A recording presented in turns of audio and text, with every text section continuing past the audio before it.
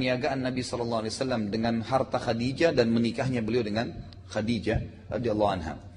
Ini semua sebelum fase kenabian, masih masa itu. Dari umur 21 tahun setelah ya dari pas umur 21 tahun itu beliau mulai berniaga. Dan beliau sallallahu alaihi wasallam itu berniaga mengikuti masyarakat umumnya Mekah ke negeri Syam. Waktu itu tidak ada sumber penghasilan atau tidak ada sumber bisnis yang paling menjanjikan kecuali mengambil produk dari negeri Syam di utara Jazirah Arab. Dan mereka membawa barang itu ke Mekah. Nah umumnya masyarakat Mekah waktu itu kalau mereka bisnis mereka bawa uang kontan dari Mekah ke negeri Syam, baru belanja barang di sana, setelah itu membawa produk tersebut ke Mekah dijual. Beberapa bulan kemudian laku, pergi lagi ke negeri Syam belanja. Nabi SAW karena ya Allah berikan taufik punya strategi yang berbeda. Uang yang dititipkan kepada beliau amanah gitu kan, yang dikasih kepada beliau itu beliau belikan dulu produk Mekah. Produk apapun ada di Mekah beliau beli, beliau bawa ke negeri Syam. Orang semua bawa uang cash, dia bawa barang. Dijual di negeri Syam produk tersebut, kemudian ada untungnya. Kemudian beliau beli lagi produk dari Syam, dijual ke Mekah. Jadi double dibandingkan dengan masyarakat umumnya. Ini akhirnya membuat Nabi SAW dalam hitungan bulan saja, itu udah banyak sekali orang yang menitipkan uang kepada beliau. Setelah 3 tahun kurang lebih Nabi SAW berjalan berbisnis, barulah Khadijah radhiyallahu anha mendengar Nabi SAW, ya dan itu belum ada pikiran menikah pada saat itu, tapi Khadijah ini kebetulan termasuk orang terkaya di Mekah dan punya harta banyak, dan memang beliau karena wanita, maka beliau akhirnya menitipkan hartanya kepada orang-orang yang bisa dipercaya. Pada saat sampai berita tentang Nabi SAW, maka Khadijah pun mencoba Nabi SAW dengan menitipkan harta. Dikasihlah harta. Ternyata dalam 1-2 kali saja perjalanan, Nabi SAW sudah membawa double keuntungan dibandingkan orang-orang yang lain yang diamanahkan oleh Khadijah.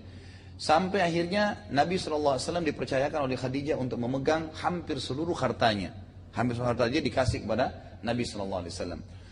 Pada dalam salah satu perjalanan, Nabi SAW pernah jalan ke negeri Syam dan kebetulan ada pembantunya Khadijah ikut. Pembantu ini ya kemudian melihat perilaku Nabi SAW, ketenangannya, membawa barang, bagaimana beliau transaksi dengan orang dengan santun, laku semua barangnya. Dan ada kejadian aneh. Setiap kali Nabi SAW istirahat di satu tempat, itu selalu pernah beliau dulu di bawah sebuah pohon, itu pohonnya kayak menunduk menutupi Nabi SAW. Dan itu dilihat oleh pembantunya Khadijah.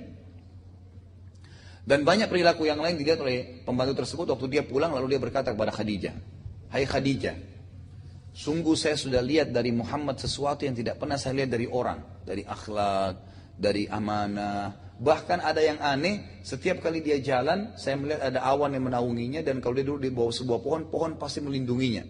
Menutupi dia supaya tidak kena panas gitu. Maka saya sarankan engkau menikah dengannya."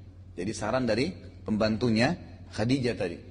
Lalu Khadijah berkata, kalau seandainya ya, memang Muhammad terfikir untuk itu, maka saya tidak menolak.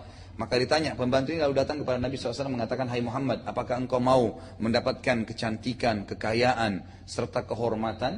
Kata Nabi SAW sudah paham, ini maksudnya disuruh menikah. Ya waktu itu Nabi SAW ya, juga sudah punya penghasilan. Karena dari bisnis yang beliau jalankan ini, itu sudah ada uang sendiri gitu. Lalu Nabi SAW mengatakan, "Siapa yang kau maksudkan?" Lalu kata pembantunya, "Khadijah." Ya. Khadijah kebetulan terkenal ya, orang yang sangat menjaga fisiknya, amanahnya, kecantikannya terkenal luar biasa gitu kan di masyarakat, dan cukup banyak orang yang melamar Khadijah tapi ditolak gitu kan. Maka Nabi SAW pun mengatakan, "Baiklah kalau Khadijah mau, maka saya juga mau." Disampaikanlah kepada Abu Talib, kemudian dengan Waraqah bin Naufal juga, ya ini sepupu daripada Khadijah, dan mereka sepakat maka menikahlah keduanya. Pada saat itu umur, memang Nabi SAW dalam riwayat-riwayat yang lebih rajih, yang lebih banyak diangkat oleh para ulama, umur 25 tahun. Jadi setelah 4 tahun berbisnis, harta Khadijah, barulah Nabi SAW ya, menikah dengan Khadijah. Dan waktu itu umur Khadijah 40 tahun. Umur Khadijah 40 tahun. Cukup banyak ya athar yang mengangkat, tapi ini semua karena tidak sahih maka tidak kita bahas ya. Ada yang mengatakan Allah Azza wa Jalla memberikan keawet mudaan kepada Khadijah gitu kan. Karena dengan umur 40 tahun pun, itu Khadijah masih bisa melahirkan untuk Nabi SAW 6 orang anak. Ya, 6 orang anak. Nanti akan ada 2 laki-laki, yaitu Qasim dan Abdullah. Walaupun anak Nabi SAW 7 ya. Karena anak yang satu namanya Ibrahim itu dari istri yang lain namanya Maria. Maria Qibtiyah, ada seorang wanita budak yang dihadiahkan dari Mesir, kemudian beliau bebaskan dan beliau nikahi. Ya. Kemudian ada 4 anak perempuan Nabi SAW yang masyhur, Ruqayyah, Ummu Kalthum, Zainab dan Fatimah. Ini semua dari Khadijah. Ini semua dari Khadijah dan semuanya masuk Islam tentunya. Baik, setelah menikah dengan Khadijah, maka Nabi SAW makin mengembangkan usahanya. Dan perlu anda ketahui, Nabi SAW waktu menikah dengan Khadijah ini, beliau memberikan mahar Khadijah itu 20 ekor unta. 1 ekor unta, kalau kita hitung harganya sekarang sekitar 20 juta rupiah misalnya. Kan sapi saya sudah 10 jutaan atau lebih. Unta lebih mahal gitu kan. Kalau 20 juta kali 20 gitu kan. Itu 400 juta yang dikasih oleh Nabi SAW di zaman itu, dan itu hanya sekedar mahar saja. Apa itu mahar? Mahar itu sesuatu yang diletakkan di depan mempelai laki-laki ya pada saat dia ijab kabul.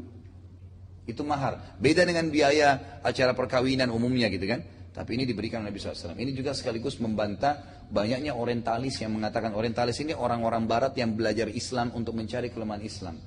Mereka mengatakan Muhammad sengaja nikah dengan janda kaya karena hidupnya miskin. Ya. Dan ingin membiayai hidupnya. Padahal sebenarnya salah. Nabi SAW saja memberikan mahar sampai 20 ekor unta. Gitu kan.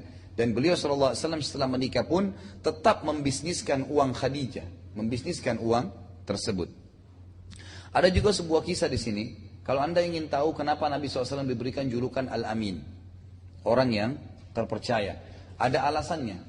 Nabi SAW sebelum menikah dengan Khadijah sudah berbisnis, dan ada beberapa produk beliau di Mekah waktu itu, beliau sempat tawarkan di pasar Ukkaz namanya.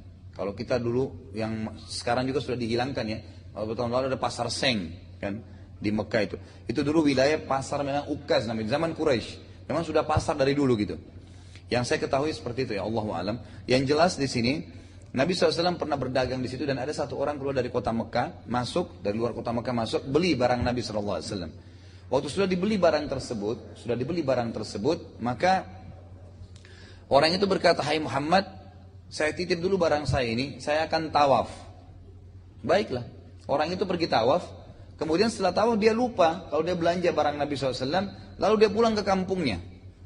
Kapan dia ingat? 3 hari kemudian. Setelah 3 hari dia kembali ke Mekah, ya dia masuk ke Mekah, kemudian dia cari, ya dia datang ke pasar Ukkaz, ternyata dia temukan Nabi SAW masih kondisinya seperti 3 hari lalu. Berdiri jaga barangnya nggak pindah-pindah, gitu. Karena menjaga amanah itu. Maka tersebarlah berita Muhammad sangat jujur, itu sudah dapat julukan Al-Amin. Salah satu riwayat yang menyebutkan ini sebabnya, ada juga beberapa ya sebab-sebab yang lain, tapi yang jelas ini salah satu yang disebutkan oleh para ulama. Kemudian kita tutup dengan setelah menikah dengan Khadijah, berjalanlah hidup beliau seperti biasa. Itu dari umur 25 tahun sampai umur 40 tahun. Ya, nanti umur 40 tahun baru kita masuk fase kenabian. Dan sementara menikah dengan Khadijah radhiyallahu anha, hidup beliau sangat bahagia, dan beliau juga mendapatkan 6 orang anak.